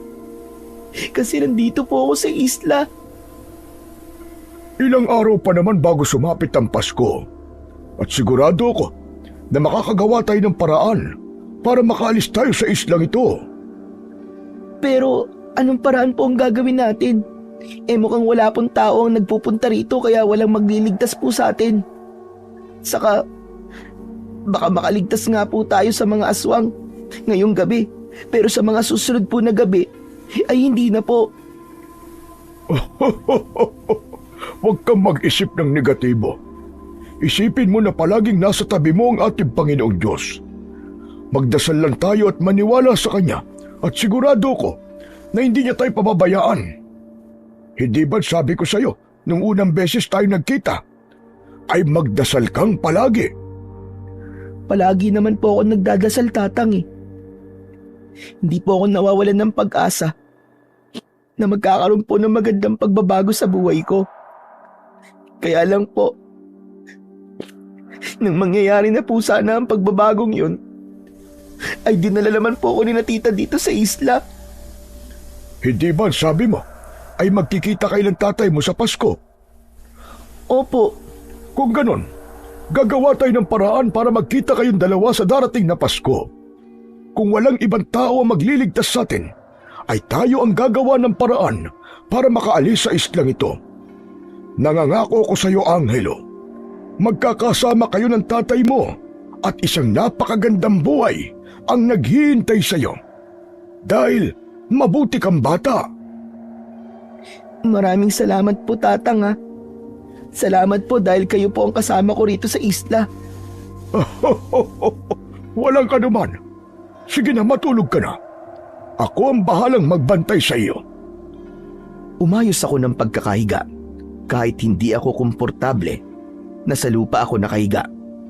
Kampante akong pumikit para matulog dahil alam kong binabantayan ako ni Tatang Dakila at hindi niya ako pababayaan. Umaga na nang nagising ako. Medyo maliwanag na sa loob ng kuweba dahil sa liwanag na nanggagaling sa labas. Kinabahan ako nang hindi ko nakita si Tatang Dakila. Ang unang pumasok sa isip ko ay baka iniwan na rin niya ako. Ang takot ko na yon ay dahil sa pag-iwan sa akin ni na Tita Ason at Kuya Romeo. Pakiramdam ko tuloy, lahat ng tao ay iiwanan ako, gaya ng ginawa nila. Tatang Dakila! Tatang Dakila, nasan po kayo? Nang walang sumagot ay tumayo ako. Habang tinatako ang daan palabas ng kuweba, ay umasa ako na makikita ko siya sa labas. Pero labis akong nanlumo dahil wala rin doon si Tatang Dakila. Tatang! Tatang Dakila! Nasan po kayo, Tatang? Luminga ako sa paligid. Umasa ako na bigla na lamang susulpot si Tatang Dakila. Pero kahit anong pagsigaw ko sa pangalan niya, ay wala pa rin akong nakuhang sagot. Doon na ako napaiyak. Napaupo ako sa lupa. Yumuko ako habang walang patid ang pagtulo ng mga luha ko. Nasaan ka na, Tatang? Akala ko ba tayong dalawa ang aalis dito sa isla? Bakit niyo po ako iniwan? Tatang Dakila! Sino ba may sabing iiwanan kita? Biglang nabuhay ang saya sa dibdib ko nang narinig ko ang boses ni Tatang Dakila. Pag-angat ng aking muka ay nakita ko siya sa harapan ko. Hawak niya ang kanyang salakot na ginawa niyang lalagyan ng mga prutas. Mabilis akong tumayo at mahigpit ko siyang niyakap dahil sa labis na tuwa. Ano ba? Dahan-dahan at baka malaglag itong mga prutas na nakuha ko. Sobrang saya ko po kasi, Tatang Dakila. Akala ko po talaga iniwan niyo na po ako. Pagkagising ko po kasi wala po kayo. Bakit naman kita iiwan? Hindi ba nangako pa ako sa'yo? Naaalis tayo rito sa islang ito at sisiguraduhin kong magkikita kayo ng tatay mo sa darating na Pasko. Maaga kasi ako nagising kanina para maghanap ng makakain natin. Tignan mo naman, napakaraming prutas ang nakuha ko. Pasensya na po kung inisip ko po na iniwanan niyo po ako. Pero Tatang, ang dami pong prutas na dala niyo. Samantalang nung ako po naghahanap, wala po akong nakita ni isa. May isang parte kasi rito sa isla na maraming punong namumunga. Doon ko kinuha ang mga yan. May nakita rin akong malinis na sapa sa malapit at pwede tayong uminom doon ng tubig. Ang mabuti pa ay kumain na muna tayo at alam kong gutom na gutom ka na. Naglakad kami ni Tatang Dakila papunta sa sapa at sa tabi nun, kinain namin ang mga prutas na nakuha niya. Hindi na muna ako nagsalita at nag-focus muna ako sa pagkain dahil talaga namang gutom na ako ng sandaling yon. Dahan-dahan lang. Wala kang kaagaw sa mga yan. Kung kulang pa mga prutas na yan sa'yo, ay pwede pa tayong kumuha ulit. Sorry po, Tatang. Gutom na gutom po talaga ako eh. Pero, ligtas po ba tayo ngayong nandito tayo sa labas? Baka po biglang may aswang po na umatake sa atin eh. Hindi umaatake ang mga aswang sa umaga hanggat merong araw. Sa gabi lang sila aktibo. Sa ngayon, sigurado ko na nagtatago sila sa kung saan. Sa gabi lang po pala natin kailangan magtago sa mga aswang. Ganun na nga. Pero malakas ang kutob ko na alam na nilang nandito tayo. Kaya mas dadoblehin natin ang ating pag-iingat tuwing sasapit ang gabi. Hindi tayo maaaring manatili sa iisang pwesto o taguan dahil maaamoy nila tayo. Sana po ay makaligtas po tayo sa mga aswang, Tatang. Natatakot po kasi ako na baka dito na po tayo mamatay. Hindi ba sabi ko sa iyo ay huwag kang nag-iisip ng negatibo? Ay, sorry po. Hindi ko lang po talaga maiwasang hindi mag-isip ng masama eh. Huwag mong hahayaan na mamatay ka sa lugar na ito, Angelo. Kapag nangyari yun, ay matutuwa sigurado ang tita Asun mo at ang anak niya.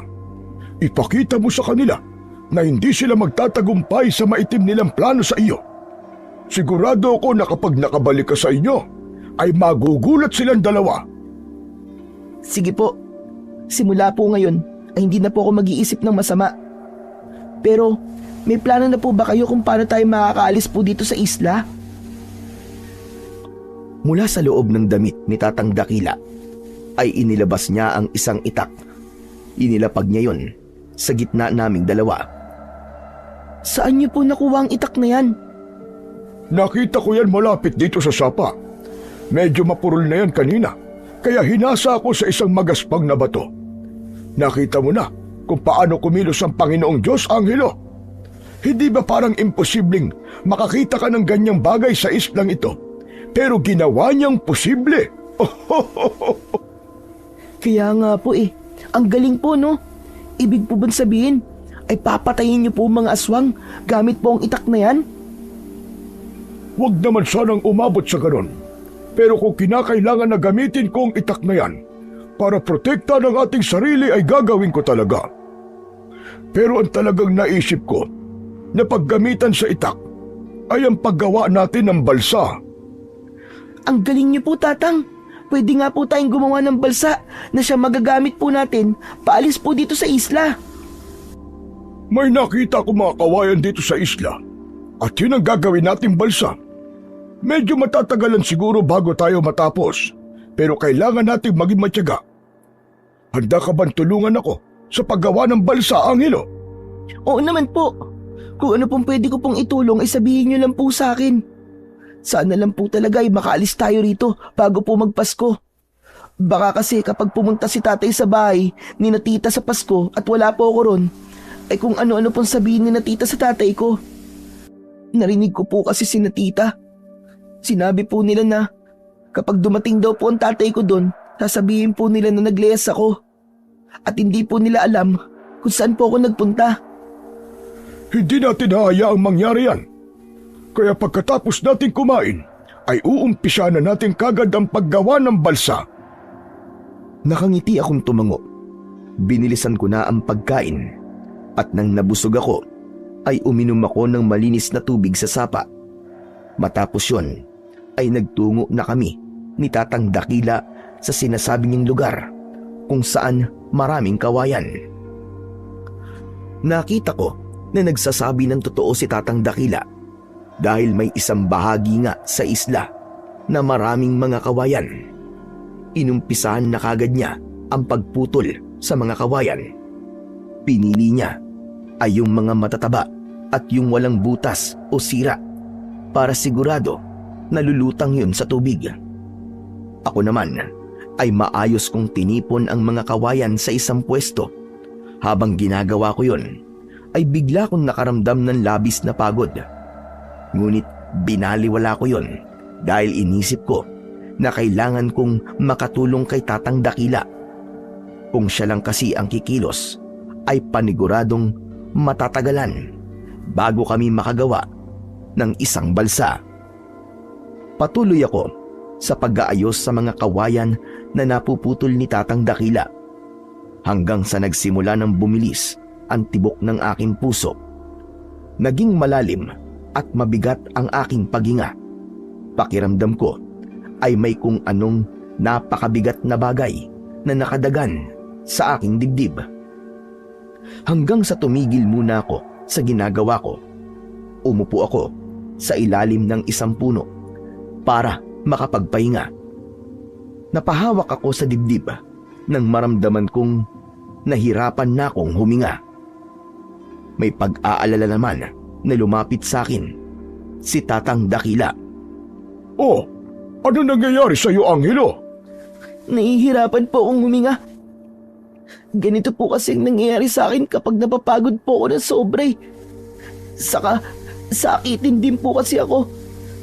Kanina pa po talaga masama ang pakiramdam ko. Siguro po ay dahil po sa lupa ako natulog kagabi. Baka po nalamigan ako. Dapat ay sinabi mo agad sa akin yan. Eh di sana, naghanap ako na mahihigan mo kagabi. Pero huwag kang mag-alala. Kumalma ka. Ako ang bahala sa iyo. Ano pong gagawin niyo? Hindi sinagot ni Tatang Dakila ang tanong ko. Bagkus ay inilapat niya sa dibdib ko ang palad niya. Pumikit siya at saka siya nagsimulang magdasal. Panginoong Diyos, pagaanin niyo po ang pakiramdam ng batang si Angelo. Alisin niyo po ang bagay na nagpapahirap sa kanya. Hilumin mo po siya at alisin niyo po ang kanyang karamdaman at sana ay wag na itong bumalik sa kanya kailanman. Maram bumukas ang mga mata ni Tatang Dakila.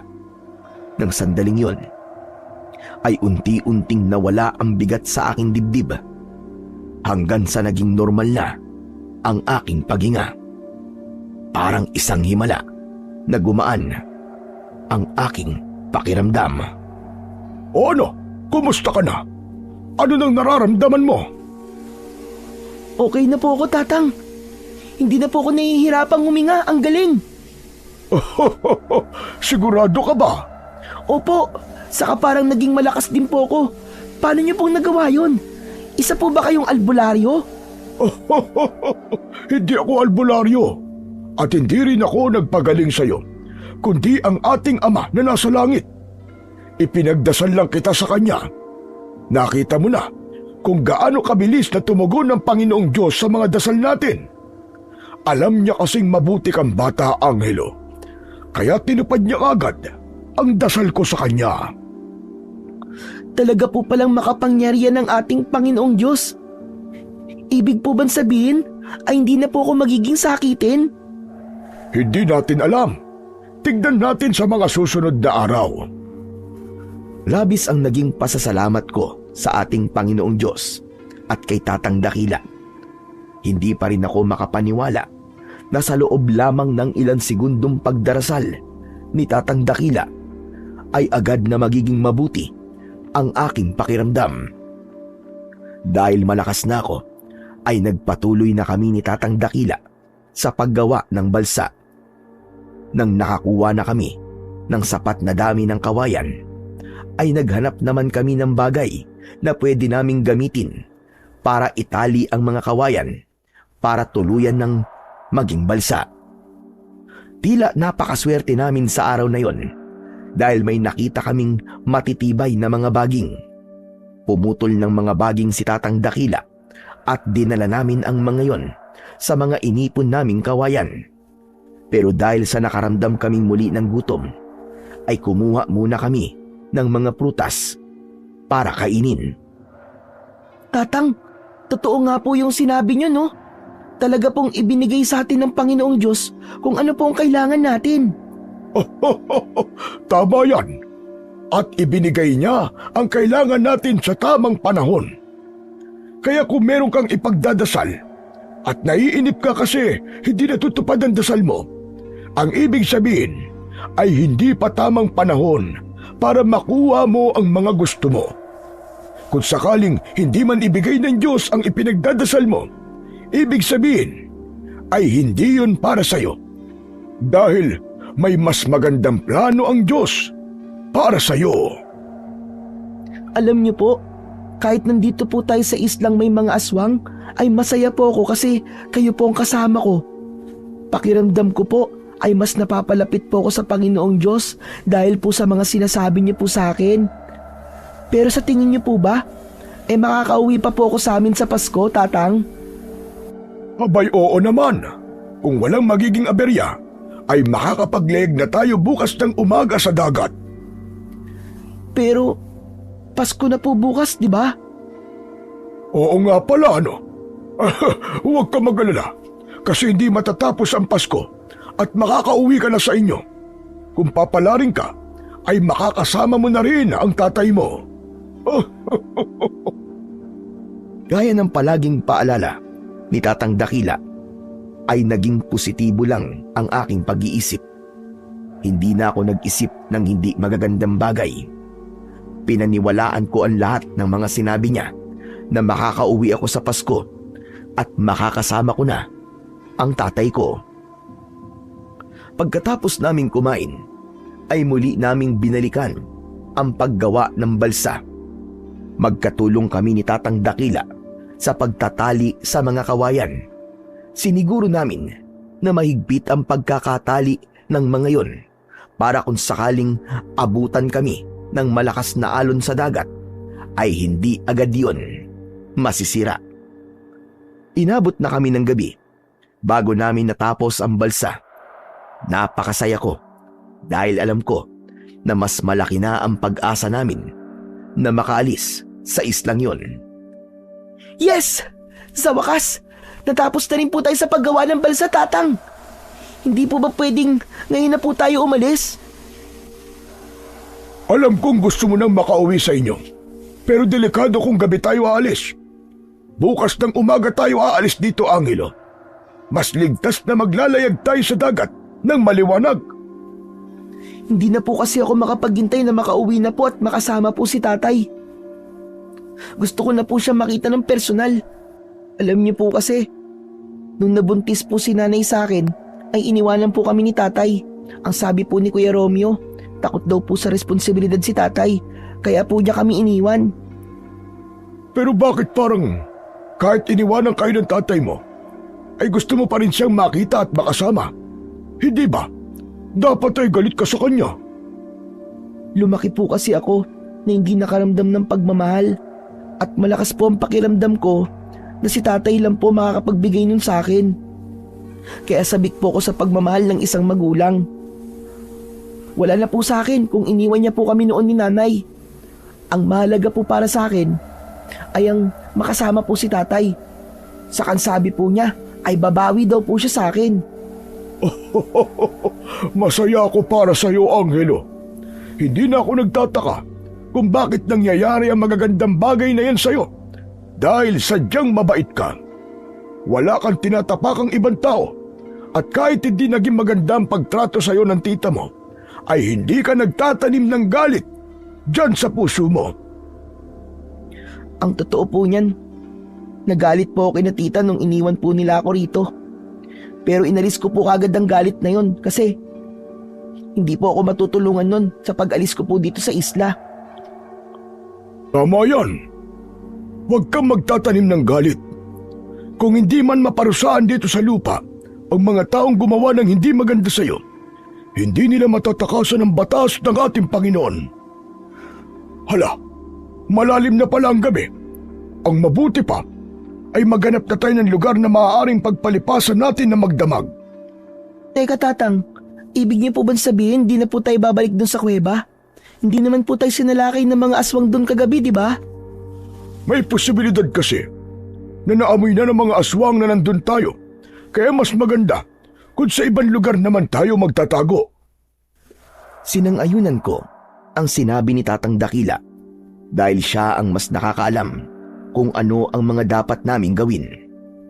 Habang naglalakad kaming dalawa, ay biglang huminto si Tatang Dakila. Kaya napahinto na rin ako. Luminga siya sa paligid. Kaya bigla akong kinabahan. Tatang, bakit po? May problema po ba? May nararamdaman akong kakaiba. Para bang kanina pa may nakasunod sa atin. Aswang po ba yun? Bago pa makasagot si Tatang Dakila, ay may isang aswang ang biglang sumunggab sa kanyang likuran. Napasigaw ako sa sobrang takot at hindi ko alam ang gagawin ko. Akmang sasakmalin ng aswang ang leeg ni Tatang Dakila, pero naging mabilis ang kilos niya. Sinaksak ni Tatang Dakila ang bunganga ng aswang gamit ang itak. Walang buhay na bumagsak ang aswang. Ang akala ko ay tapos na ang lahat, pero isang aswang pa ang dumating at galit na galit niyang inatake si Tatang Dakila. Matapang na hinarap ni Tatang Dakila ang aswang, at kahit matanda na siya ay nakita ko kung gaano siya kabilis na gumalaw. Ilang beses niyang nagawang iwasan ang pag-atake sa kanya ng aswang, hanggang sa nagawa niyang saksakin sa tiyan ang aswang. Umatras ang aswang, pero muli yung umatake. Imbis na umiwas, ay sinalubong ni Tatang Dakila ang aswang. Matagumpay niyang ginilitan ang leeg ng aswang na agad nung ikinamatay. Matapos mamatay ng dalawang aswang, ay tumingin si Tatang Dakila sa paligid. Maya-maya pa ay lumapit siya sa akin. May mga aswang pa sa paligid natin, pero ramdam kong natatakot na silang umatake dahil nagawa kong patayin ang dalawa sa kasamahan nila. Ayos lang po ba kayo, Tatang? Hindi po ba kayo nasaktan? Hindi. Walang panama sa akin ng mga aswang na yon. Tara na, maghanap na tayo ng ligtas na lugar. Maigpit na hinawakan ni Tatang Dakila ang kamay ko, at saka kami tumakbo palayo sa lugar na yon. Takot na takot ako dahil sa hindi kalayuan ay naririnig namin ang pag-ungol ng mga aswang na parabang galit na galit. Hindi nagtagal ay isang mas maliit na kuweba ang aming nakita. Pumasok kami roon at doon namin piniling magpalipas ng magdamag. Nang nakaupo na kami, ay tinignan ko si Tatang Dakila. Hindi pa rin kasi ako makapaniwala na kahit mag-isa lang siya, ay nagawa niyang mapatay ang dalawang mababangis na aswang. Tatang Dakila, ang galing niyo po palang makipaglaban sa aswang. Talaga po bang nakikipaglaban po kayo sa mga aswang kahit noon pa? Hindi. Ang totoo niyan, ayun ang unang beses na ginawa ko yun. Sa tingin ko, ang kagustuhan kong protektahan ka ang nagtulak sa akin para labanan ng mga aswang. Salamat po talaga, Tatang Dakila. Kung wala po kayo rito, malamang patay na po ako nung unang gabi ko pa lang po dito sa isla. Saka na tayo magkwentuhan. Magpahinga ka na at matulog. Ako naman ay magbabantay at baka sundan tayo rito ng mga aswang. Sige na, magpahinga ka na, iyo. Sa pangalawang gabi namin sa isla, ay naging kampante na naman ang aking pagtulog dahil malaki ang tiwala ko na hindi ako pababayaan ni Tatang Dakila. Isa mang malaking misteryo kung paanong napunta si Tatang sa islang yun ay hindi ko na yun inisip. Siguro nga ay gumagawa ng paraan ang Panginoong Diyos para hindi magtagumpay ang kasamaan.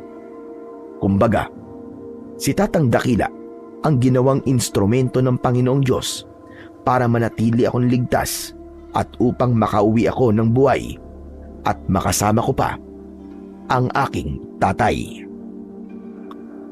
Kinaumagahan, pagising ko ay sabay kaming kumain ni Tatang Dakila. Hindi na namin inisip ang nangyari nung nakaraang gabi at nag-focus na lang kami sa dapat naming gawin sa araw na yon. Pagkatapos naming kumain, ay pinagtulungan naming itulak ang balsa papunta sa dagat. Mula sa kawayan, ay gumawa si Tatang Dakila ng sagwan at hindi nagtagal ay nakasakay na kami sa balsa habang naglalayag sa dagat. Parang umayon pa sa amin ang panahon dahil walang malakas na hangin. Maaliwalas ang panahon at kalmadong-kalmado ang dagat. Naging matyaga kami sa pagsasagwan at makalipas lamang ang ilang oras ay nakarating na kami sa pier. Mula roon ay humingi kami ng tulong sa mga tao para magkaroon kami ng pamasahe pauwi sa bahay ni na Tita Ason. Dahil araw ng Kapaskuhan ay marami ang nagbigay sa amin ng pera. Nang may sapat na kaming pera para sa pamasahe ay sumakay na kami ng bus. Panay ang dasal ko na sana ay magtagpo na kami ng tatay ko sa araw na yon. Hapon na nang nakababa kami ng bus.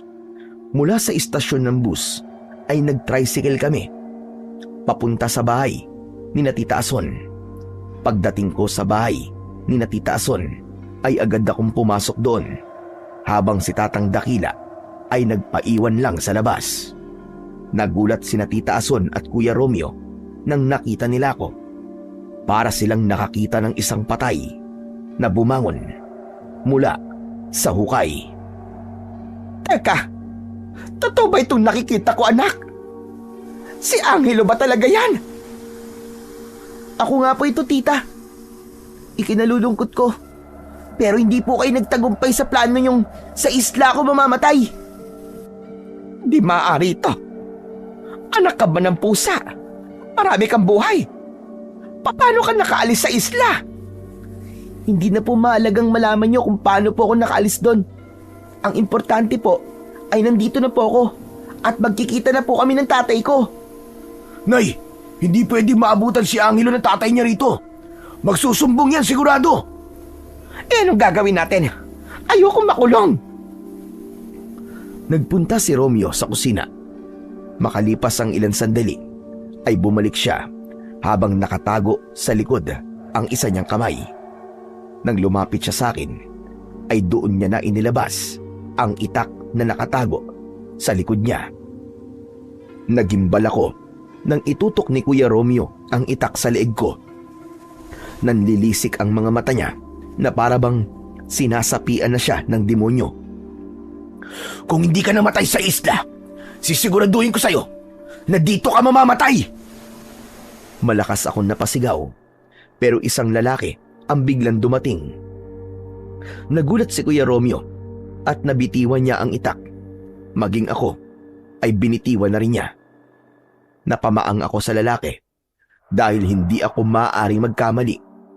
Siya yung lalaking nasa larawan na kasama ng sulat sa akin ng tatay ko. Lumapit ang lalaki sa akin at habang matalim ang mga matang nakatingin siya kina Tita Ason at Kuya Romeo. Mga hayop kayo! Anong ginawa niyo sa anak ko? Perhel, ikaw ba talaga yan? Ano kasi, wala yun. Naglalaro lang sila ni Romeo ng saksak-saksakan. Nagsisinungaling po siya. Gusto po nila akong patayin kasi ayaw po nilang makita ko po ang tatay ko. Mga walang hiya kayo. Hindi ko kayo mapapatawad. Sisiguraduhin ko na pagbabayaran yung ginawa niyo sa anak ko. Ipapakulong ko kayo. Nagpapatawa ka ba? Baka ikaw pa nga ipakulong namin eh. Dahil pinabayaan mo ang anak mo. E di ipakulong niyo. Kaya kong kumuha ng magaling na abogado na magpapatunay na hindi ko kagustuhan na iniwanan ko si Angelo at ang nanay niya. Ang mga magulang ko may kagustuhan nun. Kayo ba? Kaya niyo bang kumuha ng mahusay na abogado para ipagtanggol ang sarili niyo sa mga kasong isasampa ko sa inyo? Tila umurong ang dila ni na Tita Ason at Romeo sa sinabi sa kanila ng tatay ko. Nang tignan ko ang tatay ko at nang nagtama ang aming mga mata, ay hindi ako makapaniwala na nasa harapan ko na siya. Kayo po ba talaga ang tatay ko? Oo, anak Angelo. Ako nga ito. Patawarin mo ko kung ngayon lang kita nahanap. Hindi na ako nagsalita at umiiyak akong yumakap sa kanya. Walang kasing saya ang puso ko nang sa wakas ay naramdaman ko na ang yakap ng aking ama. Maging siya ay umiiyak na rin. Aalis na tayo rito, anak. Isasama na kita sa Maynila. Sandali lang po, Tay. May kakausapin lang po ako sa labas. Ipapakilala ko po sa inyo yung taong tumulong po sa akin. Napakabait po niya. Nagmamadali akong lumabas at nakita ko si Tatang Dakila na nakatayo pa rin sa labas ng bakuran ng bahay ni na Tita Ason. Masaya akong lumapit sa kanya at ikinuwento ko sa kanya ang lahat ng nangyari. Masaya ko para sa iyo, Angelo. Dapat lang sa iyo ang lahat ng nangyayari ngayon. Dahil isa kang mabuting bata. Maraming salamat po. Kasi napakalaki po ng tulong na ginawa niyo po sa akin, Tatang Dakila. Halika po. Ipapakilala ko po kayo sa tatay ko. Hindi na kailangan. Paalis na rin kasi ako. Oo nga pala. Bago ko makalimutan, kaarawan ko pala ngayon. Kaya sana ibatiin mo ko. Kahit yun na lang ang kapalit ng lahat ng tulong ko sa iyo. Ano? Kaarawan niyo po ngayon? Ang astig niyo po talaga, Tatang. Pasko po pala ang birthday niyo. Happy birthday po sa inyo, Tatang. Matapos magpasalamat si Tatang Dakila sa akin, ay tumalikod na siya para umalis. Babalik na sana ako sa tatay ko ng isang bagay ang aking napagtanto. Teka, birthday ngayon ni Tatang Dakila. Tapos Pasko rin. Di ba ang Pasko ay birthday din ni Papa Jesus? Hindi kaya... Muli akong humarap para kausapin ulit si Tatang Dakila. Pero nagulat ako dahil nakita ko kung paanong nagliwanag ang buong katawan ni Tatang Dakila at sa isang kisap mata ay naglaho siya na parang bula. Gumapang ang matinding kilabot sa buong katawan ko. Nang sandaling yon ay nasagot na ang katanungan sa utak ko kung sino nga ba talaga si Tatang Dakila. Doon ko napagtanto ang dahilan kung bakit nang napunta ko sa isla ng mga aswang ay biglang naroon din siya. Nakangiti akong tumingala sa langit habang may luhang namumuo sa aking mga mata. Pero yon ay luha ng kasiyahan dahil sa parting yon ng aking buhay ay naramdaman ko ng lubusan ang pagmamahal sa atin ng Diyos na lumikha na si Hesukristo. Matapos ang lahat, ay sumama na ako sa tatay ko sa Maynila. At simula noon, ay tuluyan nang nagbago ang takbo ng buhay ko. Iniwan ko ang lahat ng sakit at hirap na naranasan ko sa bahay ni Tita Ason. Nakabalik ako sa pag-aaral at unti-unting bumuti ang kalusugan ko dahil inalagaan ako ni tatay at ibinigay niya ang buhay na matagal nang ipinagkait sa akin. Nakiusap ako sa tatay ko na wag nang ipakulong sina Tita Ason at Kuya Romeo. Pero hindi siya pumayag. Para sa kanya, kailangan managot ni na Tita Ason sa ginawa nila sa akin. Sa kasalukuyan, isa na ako ngayong doktor.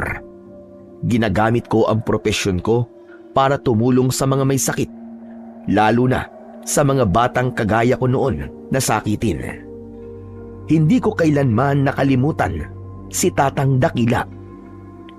Buo ang paniniwala ko na siya ang ating Panginoong Hesus na nagkatawang tao para iligtas ako noon sa isla ng mga aswang. Sa lahat ng pinagdaanan ko ay napatunayan ko ang kapangyarihan ng pananampalataya. Dahil kapag kumapit ka sa Kanya at naniwala ka sa plano niya, ay may darating na liwanag sa iyo kahit gaano pa kadilim ang pinagdadaanan mo.